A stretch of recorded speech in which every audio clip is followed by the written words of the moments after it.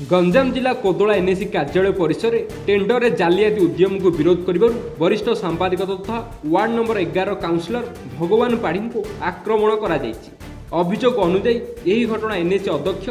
निर्देश क्रमे एवं कार्यनिर्वाही अधिकारी उपस्थित में घटी गतकाली 11टी उन्नयन कार्यर टेंडर में अनियमितता होता आशंका कर श्री पाढ़ी आरटीआई जरिए तथ्य और सीसीटीवी फुटेज मागिଥିଲେ। एथिरे प्रतिक्रियाशील होई अध्यक्ष निर्देश में 5 ରୁ ऊर्ध्व दुर्बृत्त को मारणास्त्र में आक्रमण करथिले। आक्रमण श्री पाढ़ी गोड़ भांगी जाइछि एवं छाती हाथ और मुंडर गभीर आघात लगी।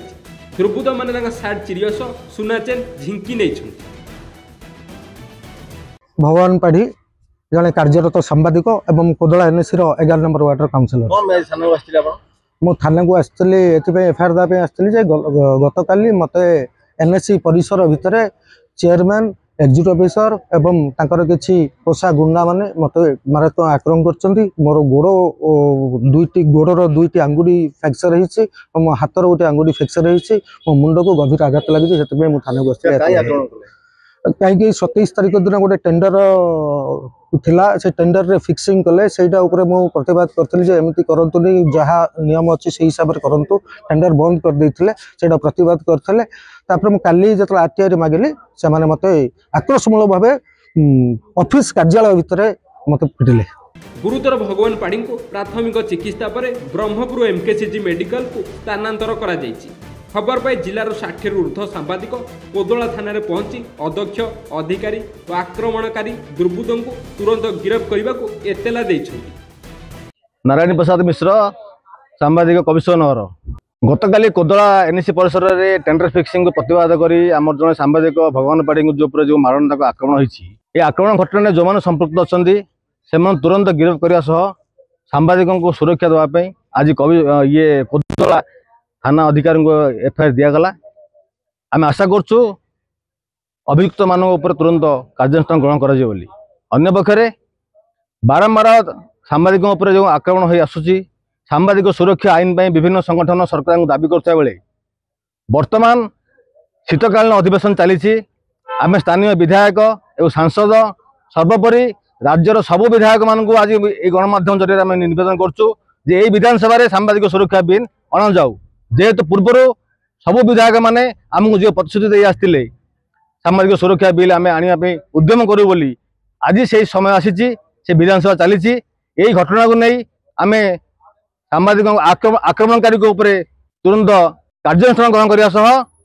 सांबादिक सुरक्षा आईन पर आम आज दाबी करुँ। देखो गतकाली आम जो शुणा पाइलु कोदला अंचल जे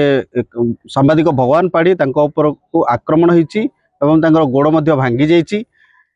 सबुठारु दुर्भाग्यर कथा सरकारी कार्यालय जो विज्ञापित अंचल परिषद कार्यालय से कार्यालय परिसर घटना घटी जहाँ आम दृढ़ निंदा करुचु जे सांबादिकों उपरे खुद सरकारी कार्यालय किभली आक्रमण हो पारुछि सेठी निहाती सीसीटीवी फुटेज थिबो सेठारे आक्रमण करने को साहस किए केमती कला तामाने आईन को मध्य डरू नाहांती एभली कांड घटाउछंती। सबुठारु विपद रे वर्तमान अछंती सांबादिक भाई माने दिन राति परिश्रम करी खबर संग्रह करछंती। खबर संग्रह करा बेले से खबर जाको न सुहाइला ताको आक्रमण करा जाउची। एडा गोटे जो चलीची सब बंद हेबा दरकार। वर्तमान नुआ सरकार आछंती लोकंकर सरकार बोली एठी कुआ जाउची लोकंकर सरकार रे प्रथमे मु दृढ़ दाबी करबी वर्तमान विधानसभा शीत अधिवेशन जो आरंभ होईची जे राज्यर सबु विधायक माने आम अंचल विधायक आम अंचल सांसद एवं सर्वोपरि प्रति निर्वाचन मंडल विधायक माने जेहेतु से जानते अंचल सांबादिक माने केते परिश्रम करछंती तो समस्त सबु सांबादिक मानकर कल्याण पाई एक दृढ़ आईन अना जाऊ सांबादिक मानकु सुरक्षा प्रदान करबा होची हमर प्रथम दाबी। ए मामला रे आमे कोदला थाना रे जो एफआईआर दिया हिची मु अनुरोध करी गणमाध्यम जरिया थाना अधिकारी निरपेक्ष भाव घटनार तदंत करी सीसीटीवी फुटेज को अनुसंधान करी निरपेक्ष भाव घटनार तदंत करी जहाँ आईन अच्छी से प्रति कार्यानुष्ठान ग्रहण करंतु। सुनील कुमार पाढ़ी ओडिशा एक्सप्रेस जिला प्रतिनिधि ये कोदला प्रतिनिधि को जो काली माड होती से घटना शुणी आसी निंदा करुच्ची तुरंत दृढ़ कार्यानुष्ठान न नेले भविष्य में आम बसू ये सरकार तो फेलर सरकार आ सरकार का फेलर आ कौन करा कौन अंतर आम जो कार्यानुष्ठान न समस्त बसबू आ कौन